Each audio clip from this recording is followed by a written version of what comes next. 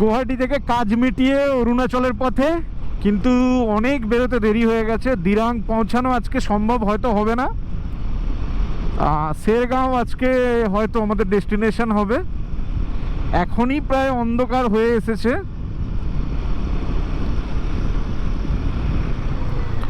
Actually north ইস্টে কাজ ছিল। আর এই যে রাস্তাটা আমরা যাচ্ছি এটা একদমই আননোন রাস্তা। যারা এই দিক দিয়ে আসুনি, অরুণাচল করেছো, তারা এই রাস্তাটাও দেখতে পারো। এটা গ্রামের ভিতর দিয়ে রাস্তা। মেন রাস্তাতে প্রচুর লরির জ্যাম থাকে।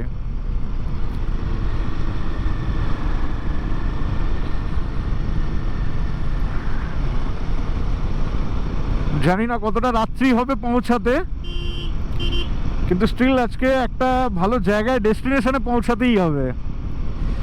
সঙ্গে আমার ভাই, আমার নর্থ ইস্টের কলিগ প্রণব আমার সঙ্গ নিয়েছে। যদিও আমার একারই আসার কথা ছিল, তো প্রণবকে আমি বলি রাস্তাঘাট জানার জন্য। প্রণব ইন্টারেস্টেড হয়ে যায়। ও এর আগে কখনো রাইড করেনি, তো আমাকে বলে শুভ্রদা আমি তোমার সঙ্গে যাব। আমি বলি বাট যাওয়ার জন্য তো কিছু বেসিক জিনিস দরকার আছে। তো কালকে ও বেচারা, আমি ওকে বলেছিলাম সাধারণ গ্লাভস, একটা মোটামুটি জুতো, হ্যাঁ, আর হচ্ছে ভিতরে পরার মতো ইনার লেয়ার আর একটা জ্যাকেট। তো ও বেচারা গিয়ে ডেকাথলন থেকে 12,000 টাকার কেনাকাটা করেছে।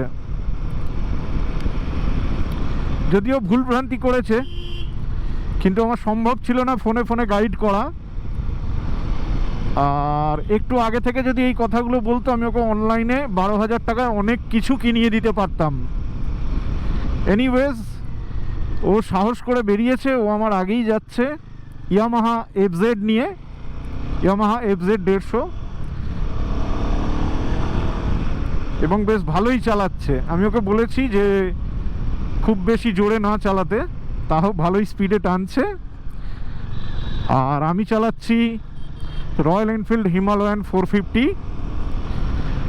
তো বাইকটারও একটা রিভিউ দেবো আপনাদেরকে চালিয়ে আসার পর, পুরো রাইডটা কমপ্লিট করার পর। কারণ আমি KTM অ্যাডভেঞ্চার 390 চালাই, ডিউক 200 চালাই, আর এই হিমালয়ান 450 নিয়ে যে রকমের ক্রেজ আছে সেটা কতটা প্রযোজ্য সেই রিভিউটা আমি দেব পুরো রাইডটা কমপ্লিট হওয়ার পর। আপাতত গাড়ির টান খুব ভালো, দারুণ টর্কি গাড়ি, আর মাইলেজ আমার অ্যাডভেঞ্চারের সমান মাইলেজ দিচ্ছে।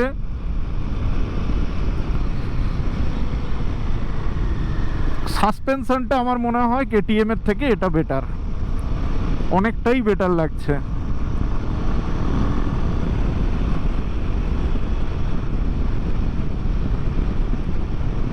মুশকিলটা হলো এখানে অন্ধকার হয়ে গেলে এই গাড়ির যা লাইট, সেই লাইটে তো এমনি কিছু দেখাই যাবে না।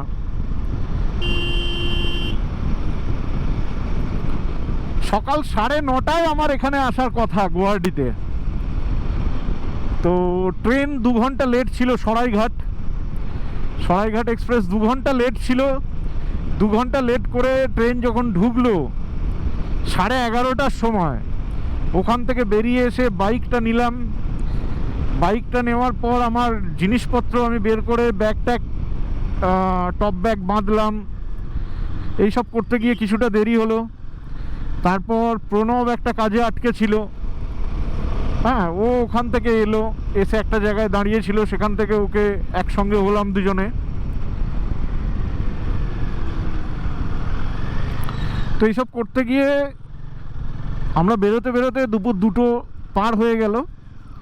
তারপরে আমার ভীষণভাবে খিদে পেয়েছিল, বিকজ আমি সকাল থেকে ব্রেকফাস্ট করিনি। ভেবেছিলাম সকাল 9:30টায় নেমে গিয়ে বাইরে বেরিয়ে ব্রেকফাস্ট করব, দিয়ে রাইড করে কিছুটা বেরিয়ে যাব, অ্যাটলিস্ট ভৈরবকুণ্ড পার করে গিয়ে কোথাও একটা খাবো।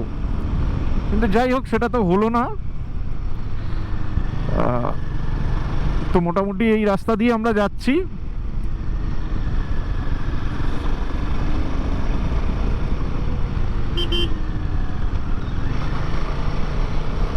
গ্রামের রাস্তায় যেমন এখানে ট্রাকের উপদ্রব নেই, ভিড়ভাট্টা নেই, তেমন কিছু ভয়ানক ব্যাপার আছে। যে কোনো মুহূর্তে কেউ এসে, কোনো একটা গরু, বাছুর, ছাগল এসে চাকার নিচে ঢুকতে পারে, ছোট বাচ্চারাও। তো সেই জন্য খুবই সচেতনভাবে এবং খুবই স্পিড লিমিট কন্ট্রোল করে গ্রামের রাস্তায় চালানো উচিত। এটা ন্যাশনাল হাইওয়ে নয়।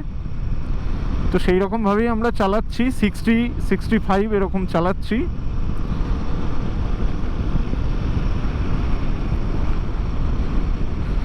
তবে রাস্তাটা খুব ভালো, নতুন রাস্তা মনে হচ্ছে আমার।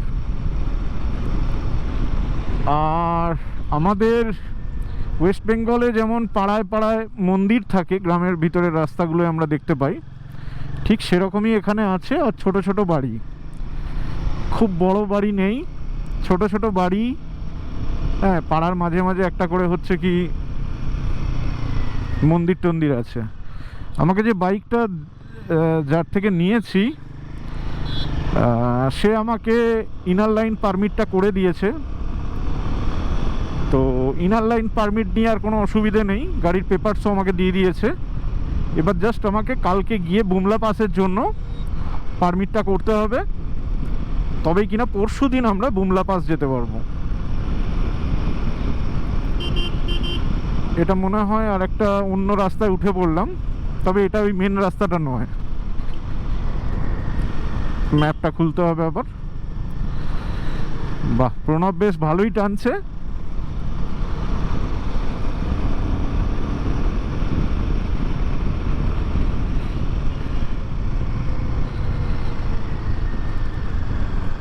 একটু তেল ভরে নেব।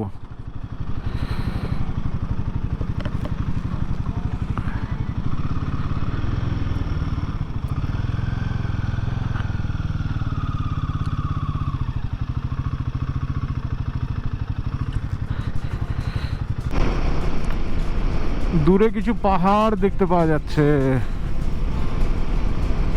আর শুধু চাষের জমি। ধান চাষ হয়েছিল, ধান উঠে গেছে, ফাঁকা। মাঝখানে এই ছোট ছোট গ্রামগুলো, আর সেখানে একমাত্র এখানে এখন কৃষিকাজ চলছে।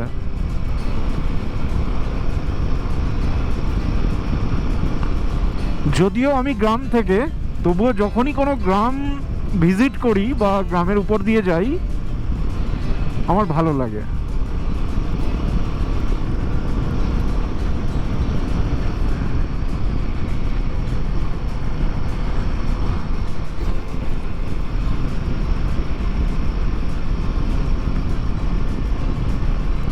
নিজের বাইক নিয়ে রাইড করার মজা আলাদা, কারণ প্রয়োজন মতো আপনার তাতে লাইট লাগানো আছে, স্যাডেল স্টে লাগানো আছে, টপ র্যাক লাগানো আছে। প্রয়োজন মতো আপনার মোবাইল হোল্ডারটার জন্য আপনার সন্দেহ হবে যে কোনো মুহূর্তে হয়তো মোবাইল টানা যায় এই রেন্টেড বাইকগুলোর ক্ষেত্রে। যদিও এই বাইকটা খারাপ না, চালাচ্ছি এখনো পর্যন্ত ঠিকই আছে, শুধু পিছনে ব্রেক প্যাড পাল্টানো নেই, যার জন্য বারবার গরম হয়ে গিয়ে ব্রেকটা ছেড়ে দিচ্ছে। তো ওই জন্য ব্রেকে খুব বুঝে পা রেখেছি। অনেক রাস্তা, এখনো অনেক রাস্তা। 3 ঘন্টা 14 মিনিট। এখনই ঘড়িতে সময় হচ্ছে 4:30, 4:35।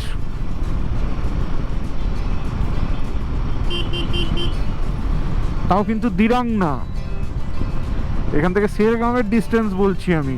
3 ঘন্টা 14 মিনিট। দিরাং তো পৌঁছানোই যাবে না আমরা যে টাইমে বেরিয়েছি। অ্যাকচুয়ালি প্রণব বলেছিল আজকে বেরোনো উচিত নয়, কালকে সকালে বেরোতে, কিন্তু আমার সময় ভীষণ কম, আমাকে ফিরতেও হবে। তো সেই জন্য আমাকে প্ল্যান করে আজকেই বেরিয়ে আসতে হলো, যে আমরা আস্তে আস্তে হলেও অ্যাটলিস্ট শেরগাঁও পর্যন্ত আমরা পৌঁছে যাব। এখানে কি হচ্ছে? মেলা, গ্রাম্য মেলা, জিলিপি টিলিপি বিক্রি হচ্ছে, বাচ্চাদের খেলনা, আর ওই দূরে পাহাড়। কি রাস্তা ভগবান! ঢুকে গেলাম গুগলের ভরসায়। প্রণব কিছুটা আসার পর বললো আর তো আমি জানি না, এটা দিয়ে যায় আমি জানি, কারণ গুগল যা দেখাচ্ছে, গুগল বালাজির ভরসায় চলছি, জনমানব নেই, জানি না এটা কোথায় গিয়ে উঠবে। আদৌ অরুণাচলের রাস্তায় উঠবে কি আমি জানি না।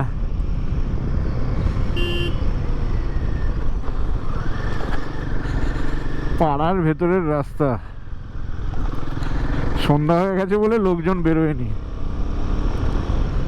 ওয়েস্তেরি লাইট,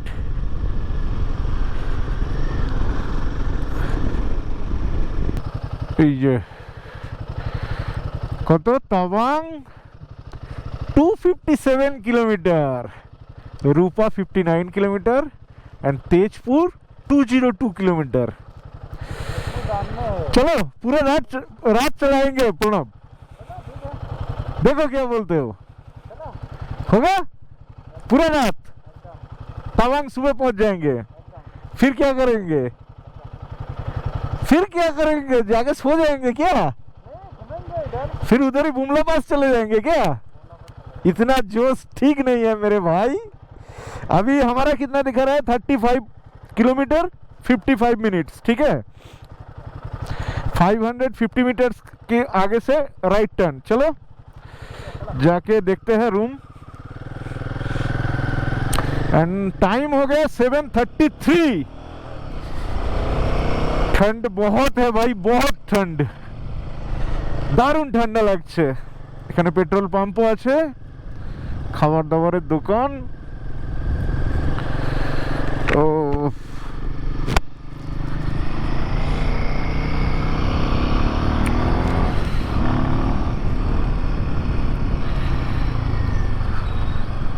তিন ডিগ্রি টেম্পারেচার, সাংঘাতিক অবস্থা।